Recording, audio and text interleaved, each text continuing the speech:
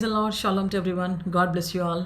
ఎవరైతే పాపము నిమిత్తము ఎక్కువగా వేదన పడుతున్నారండి, ఈరోజు టెంప్టేషన్స్ నిమిత్తం ఎక్కువగా వేదన చెందుతున్నారు.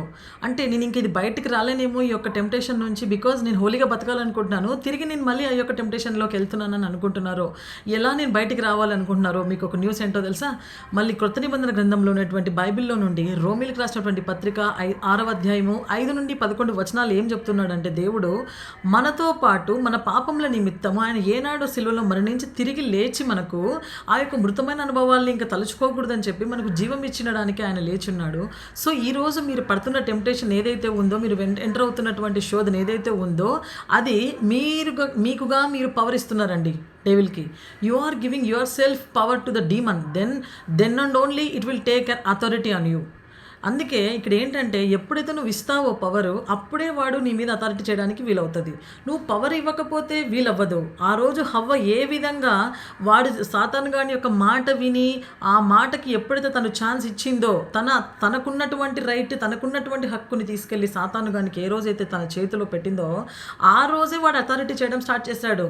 అంతేగాని మనము వాడికి ఛాన్స్ ఇవ్వకపోతే వాడు వచ్చి మన జీవితంలో యాక్ట్ చేయడానికి వీలు లేదు. Because you are covered by the blood of Lord Jesus Christ. ఎప్పుడు ఇదంతా జరుగుతుందంటే, నువ్వు ఎప్పుడైతే దేవుని యొక్క నామంలో ఐక్యపడతావో, దేవుని దగ్గరకు వచ్చి ఆయనతో నీ యొక్క జర్నీ స్టార్ట్ చేస్తావో, you are covered with the blood of Lord Jesus Christ. కాబట్టి ఇంకా పాపము, ఇంకా టెంప్టేషన్ నేను వెంబడిస్తుంది అంటే, నువ్వు ఎంతవరకు పవర్ ఇస్తున్నావు వాడికి, నీ పైన అధికారం ఎంతవరకు ఇస్తున్నావు సాతాను గాడికి, ఇది చెక్ చేసుకుంటే కనుక ఖచ్చితంగా దేవుని వాక్యం సెలవిస్తుందండి. ఆయన పాపం నిమిత్తం ఆనాడు మృతి పొంది ఉన్నాడు, తిరిగి లేచి ఉన్నాడు. ఈ ప్రాచీనమైనటువంటి స్వభావం నిమిత్తం ఆయన మృతి పొంది ఉన్నాడు. మనం పాపంలో పడతా ఉన్నటువంటి ప్రాచీనమైనటువంటి స్వభావం నిమిత్తం ఆయన మృతి పొంది ఉన్నాడు.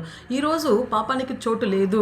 ఇంకా జరుగుతుంది నా లైఫ్లో, నేను ఇంకా వెనకల లాగ్ అయిపోతున్నాను, ఎందుకు ముందుకెళ్ళలేకపోతున్నాను అని ఎవరైనా అనుకుంటున్నారు, మీరు ఒకసారి చెక్ చేసుకోనండి.